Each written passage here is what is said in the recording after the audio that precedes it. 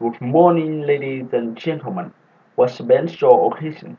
Thank you very much for giving me this wonderful opportunity to talk about myself. I consider it a great honor to be invited to speak here. I've been looking forward to this moment for a long time. My name is Bao. My English should be very poor, and I felt very terrible about myself. I had a very negative attitude toward life.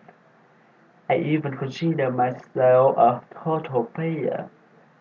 I had no goals, no dreams, and no hopes for the future. My life was a disaster. But when I studied action English, I began to change. I started to realize that my life had a meaning. I could control my future and influence other people. I finally understood that my destiny was in my own hands.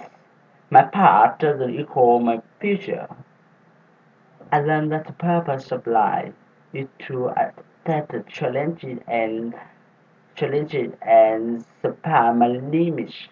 I also realized that I must care about others and live a life of service. I can't just focus on myself. I must try my best to contribute to society.